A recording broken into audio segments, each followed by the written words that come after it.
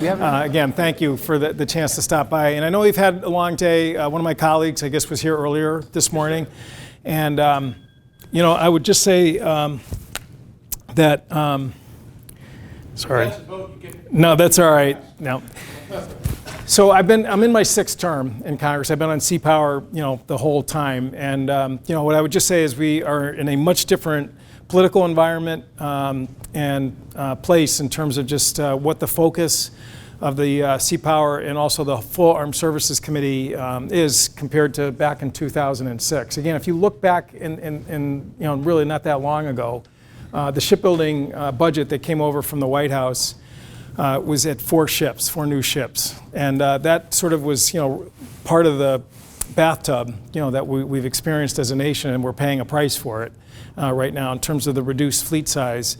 And, there's obviously some logic to, why that was the way it was, which is that, we were in the middle of a, huge land war, over 200,000 troops deployed over in the Middle East. I can remember asking General Pace about submarine construction in one of my first hearings as a freshman, and he kind of just poo-pooed the fact that, well, what are you worried about, China? So, obviously, but again, in fairness to him, he had his hands full and his plate full in terms of just really dealing with what was happening in real time, nonstop.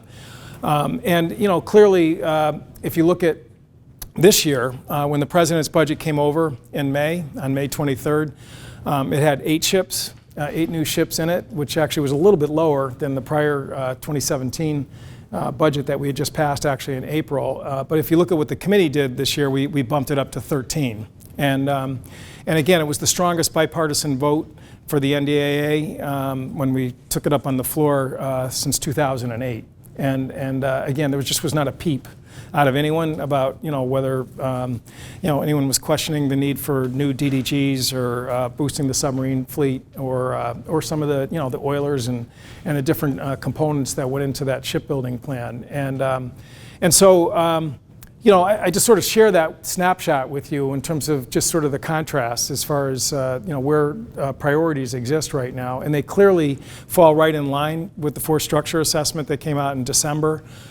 Which called for the 355 ship Navy. Again, Secretary Mavis, who was a frequent flyer up to Groton, with a lot of the christenings and commissionings, was very much engaged in terms of the force structure assessment, which took place over really a 1.5 to 2 year period in terms of just the analysis that went into strategic considerations, what the combatant commanders were saying out there in terms of needs, and just sort of looking down the road, because as you know, shipbuilding's a long game, and you don't just sort of, have submarines and DDGs, drop out of the sky in a 1-year budget cycle. So really that, I think, is going to be, and so the budget that or the NDAA that we just passed, I think is very consistent with, I think this really sort of movement that really precedes the 2016 election in terms of recognizing the need for a larger fleet. Obviously, the tragic incidents that took place, with the McCain and the Fitzgerald, I think really, drove that point home even more when you look at, again, the heel-to-toe deployments that are taking place out there. We had a pretty painful hearing at C-Power. Let's just sort of walk through the operational tempo and what that means in terms of expired certifications and what that means in terms of just maintenance and repair, particularly for the forward deployed fleet. I had one of those sailors was from my district, from Suffield, Connecticut, and every military funeral is probably one of the hardest parts of the job, and that one really was very difficult because I think most people who aren't even Navy experts really can kind of ask the question, why wasn't this prevented? And part of it is, as Admiral Moran testified, is that we're asking a fleet of 278 ships to do the same work that a larger fleet of 300 or 400 ships was doing really not that long ago, because they both have had the same number of ships deployed, roughly about 100. So, but to do 100 with a fleet of only 278, you're really, stressing the system, obviously, to danger levels and high risk levels, and clearly there's going to be this, very I would almost call it soul-searching, series of investigations that we're going to be looking at very shortly in terms of the Secretary, Admiral Davidson, and then the actual sort of accident reconstruction investigation that's happening right now. So in any case, I mean, what I would say is just that, the work that you're doing, I think is at the absolute top of the list in terms of, the priorities that certainly I see as a member of the House Armed Services Committee, and I watch this stuff obviously pretty closely. Groton, home of Electric Boat, and if you look at the size of the employment levels there between Quonset and Groton, it passed 15,000 this year. When I first took office, it was hovering at about 7,000 or 8,000, and the projection is that we got to go to 18 to take on the task of Columbia, as well as whether it's 2 or even possibly 3 Virginia classes over the years. And because we went through that bathtub, there's really kind of a hole in the workforce that's there. I mean, there's certainly a lot of folks with hair like mine, or lack of hair like mine, and then a lot of millennials and 30-year-olds who are working there. And it's a real sort of generational challenge in terms of how do you convey that experience and knowledge, for something where there's no margin for error. And again, you guys know that better than anyone. But it's in some ways kind of a good problem to have in terms of workforce development. It is actually the Education and Workforce Committee. That's what it's called these days right now. And my own personal feeling is that our ability to accomplish a 355-ship Navy, or the F-35 program, or the Long-Range Strike Bomber program, or a lot of the other sort of platforms that have been neglected for many years, is really going to be whether the industrial base exists to actually have that happen. So, we're working hard in terms of just trying to jumpstart apprenticeship programs, pre-apprenticeship programs. And as I said, in my opinion, it's as much as part of the national defense, sort of fabric as really the budget that exists over at the Pentagon as well. So, again, I just want to say thank you for the opportunity to stop by. And I'll take a few questions. Yeah, but again, if you want to head to the Dubliner, you're not going to hurt my feelings. So that's So this is a large group of naval architects and engineers. How are we doing on workforce development, guys? I can answer that question. Yep. So I guess it's a question. So we, I'm in Federal University of Michigan. We produce naval architects that have a history going to the Navy. And I produce PhDs. One of the challenges we face is that every time there's some sort of hiring freeze or movement, that's that one American PhD engineer that then goes to industry because they want to work for the Navy, but they can't get in. Right? Is there any way institutionally that we could resolve up front that these assets are protected so that when they're done being produced, we don't have that 1 week window of failure? Right. So again, I mean, obviously the first way to stabilize the horizon, for hiring is obviously to get budget stability, back into Washington. And again, I've lived through the Budget Control Act since I was around when it was first enacted, and it has not worked as designed. Again, it was based on the Graham-Rudman sequestration, which actually in the 80s and early 90s did work in terms of trying to put pressure on Congress to come up with a sustainable way to get to a balanced budget. That was the idea in 2011 when the Budget Control Act was passed, and obviously it's been a bust. The sequester, as Phil Gramm, who was the grandfather of sequestration, said, was never supposed to go into effect. It was always supposed to be an incentive, to make people negotiate in good faith to avoid indiscriminate cuts, which unfortunately did kick in once for an extended period of time, the shutdown, and then followed by CR after CR, which again just makes the ability of everybody who's connected to the federal budget, uncomfortable and uncertain in terms of just how much commitment to make in terms of programs and hiring, et cetera. So one sort of little sort of bright spot, particularly as it applies to sort of naval design and engineering, is that last year in December, when the transition team said, we don't want to do a 2017 budget. We want to get our crack at it. So even though we had worked out the 2017 budget bipartisan, the cake was baked. the decision was made to go along with the transition team, and they punted the budget to April, as I mentioned. That's when we finally passed the 2017 budget. But when we did that, we also incorporated in it what's called anomalies, which are non-CR levels of spending, because there were just certain priorities that had to be that couldn't afford even a 3-month delay. And the anomaly that was enacted, and it was a rather large one, it was almost $800 million, was for Columbia-class design and engineering. Because again, there's just no, as you know probably, that the Columbia can't wait, to be able to, replace the Ohio-class ones that are coming offline. So, the White House, Republican leadership, Democratic leadership, came together to incorporate that anomaly in the CR to just, again, make sure that we were not going to run into any hiccups in terms of getting the design work completed. Again, that's one program. It's not the whole across-the-board program. But as I said, it shows some signs of intelligent life, in terms of recognizing that, time is the enemy, in terms of, people committing their careers and their life decisions in terms of, starting up and getting involved in programs. In terms of, what's going to happen, this year, I can put my pundit cap on. Nobody saw the 3-month deal coming, before that meeting took place in the Oval Office.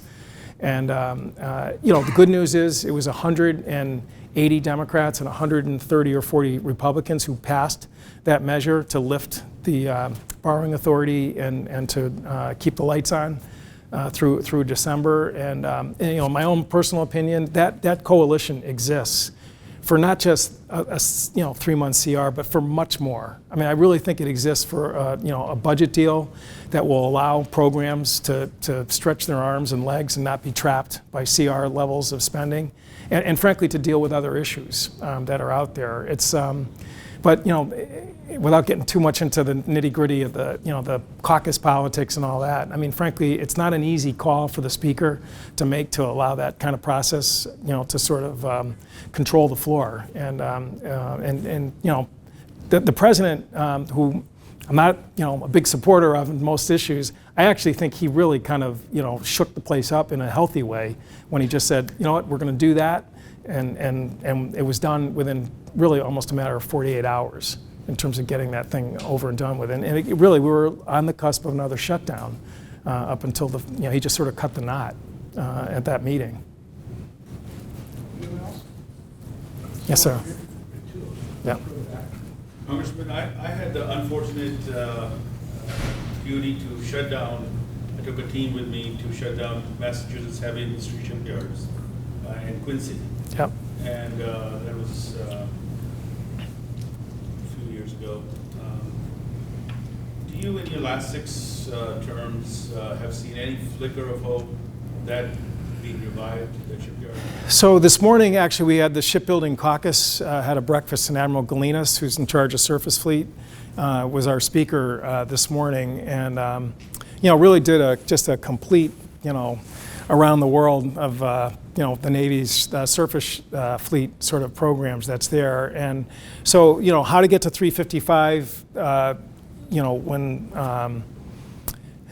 we've got programs that are already backlogged, whether it's EB or Huntington Ingalls or some of the other the 6 big shipyards that's there. One idea is obviously trying to consider whether or not to bring some frigates out of the mothballs, and it's something they're going to really run the traps in terms of trying to figure that out, and whether or not, again, whether old infrastructure in shipbuilding, is really needs to get sort of reactivated in terms of trying to take on this task. It's there was no conclusive answer I can share with you right now, but if we're going to get to 355, sometime in the 21st century, you really have to come up with more capacity. There's just no question about it, and that's what hopefully again, this new secretary, we haven't quite seen where his testimony during the confirmation hearing. Smart guy, very thoughtful, but he was not clear he was really totally there in terms of the FSA. So. He obviously is going to be a big player in terms of weighing in terms of the direction he wants to go. I think you had one here. Yeah. You tell me when you're out of time. Okay. Yep. Actually, we had last votes already, so I'm easy, but. There's been a lot of talk about moving to the 355 ship goal, but most of that talk is focused on basically big industry. Right. And the acquisition programs. As you're aware, Navy, most of the design work in the Navy is done within the Navy, at least the conceptual design. And so if Navy's going to achieve that goal, particularly for novel new designs to meet the emerging threat, some modernization of the infrastructure, the subject matter expert companies that support the Navy, the organizations within the Navy that carry out the testing, the design work, ultimately needs to be done. Levels of numbers of employees need to be beefed up.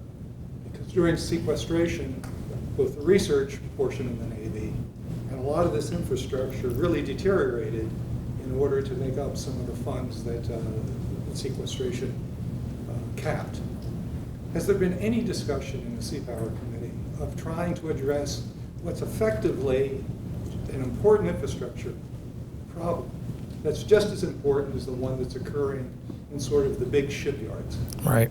So, I do think that, we have really tried to, dig deeper into the, it sounds great when you talk, 355, it makes a nice sort of headline, but as you point out, there are so many other components, that go into an undertaking like that don't show up with just the contracts that are let to the big shipyards. By the way, sailors, we need more sailors and we need more officers to drive the ships, and we saw that again with the McCain and the Fitzgerald.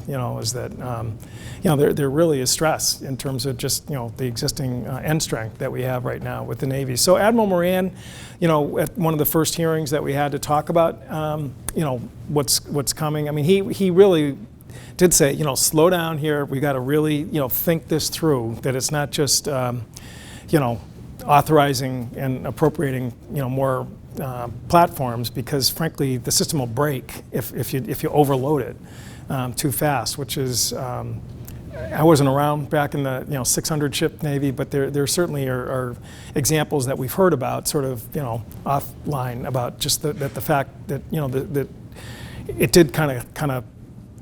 It gave way, in terms of just the up and then the down, and so I think anybody who's really serious about doing it, then you should do it the right way, and that's what you've described is absolutely the right way. What I would also note that EB's workforce, at the height of the Cold War, was about 30,000. Okay, we're not going to go to 30,000, and a lot of the work is not going to get done inside the yard. I think the supply chain and the all the work that goes around these programs is going to be a much bigger part of the model in terms of the programs, both in the submarine fleet and also in the surface fleet. So people need to pay attention to that, and as you know, their margins, they can't absorb a 1-year downturn, or if they're told sorry, we had a little glitch in the appropriation, and you're just going to have to hang on for another year. That could be a death sentence. So people need to be really mindful of that. Yeah. The question builds on that one. So I'm going to talk about the maintenance side. With the CR, thank you, but we have, I believe it's 11 ship overhauls that are now delayed. That just makes the problem of 278 ships being run down. Our naval shipyards, I work at a research center here in Maryland, Carter. But our naval shipyards are still using World War II facilities and technology, and they're doing all our nuclear ships, our aircraft carriers for the most part. So I think those all need to be addressed. Right. And then the other thing you hit on is I'm going to call it the technical workforce. I was around, I had no gray hair, but I was around the 600 ship Navy. It was very interesting, it was challenging, but we had a lot more welders and engineering technicians. When I came to work for the Navy, we actually had draftsmen, right, and technicians. Now we don't, and we're not producing those in this country. So I think it's big. I think we also, I'm not asking a question, but I think we need to look to our European allies and other allies, because they have gotten that right. Germany's a good example, and some of the other European allies where They do, their shipyards are more effective, and they have people that want to go work and to be an advanced welder and other types of things. So I think, what is Congress looking at? I mean, we ought to look at other countries, I think, Right. for some of these solutions, because they have had to be innovative because they haven't had the resources. We're a large nation, a lot of people, and big budgets compared to where our island is. Yeah, I mean, it's, I think, that, again, I could cite to you some examples of success in terms of, trying to jumpstart the trades and in terms of getting more people into it. So Secretary Perez, the Department of Labor last time, I think was a very solid guy who was very attuned to the fact that, you got to kind of prime the pump a little bit for some of these skill programs and using some federal dollars, which Germany, certainly does. It's a public-private sort of collaboration, supportive employment to get people in the door and maybe buttress their wages for 6 months or whatever and get them and then the training wheels can come off. And so in Connecticut we got a grant, the Eastern Connecticut Workforce Manufacturing Pipeline, which they opened the portal for people to register, and we had 4,000 people for which sort of I think kind of rebuts the narrative that nobody wants to work in factories or shipyards. I'm sure some of that is going to fall by the wayside. But so in the outside machinist programs that we've started with those fundings, they've produced 600 people, and I mean they are right in the door. In terms of going to the trades in there. So I think those models exist and work, and I think the employer community is primed to really jump on those. We just had a meeting just a couple days ago with General Dynamics on going over the what's going to happen to the funding, because unfortunately in February that grant I was telling you about runs out.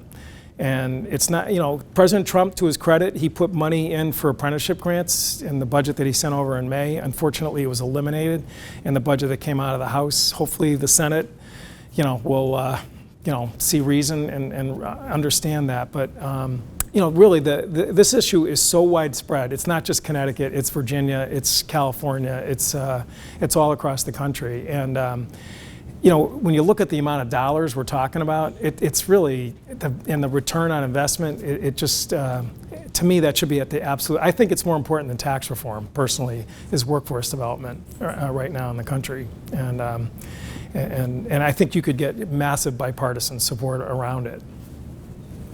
Anyone else? Okay, Congressman. All right. First off, I want to say this is a Democratic congressman who spoke in a very bipartisan way about the issue and not the politics behind it. Thank you for that. Okay, And thank you. On behalf of Oh. ASNE, may you accept a All right, conference. great. Thank you for your All right. support for the Navy, sir. Absolutely. Appreciate it Glad to very do it. much. No, it's really fun. It's a nice one. Friend of ours. Okay.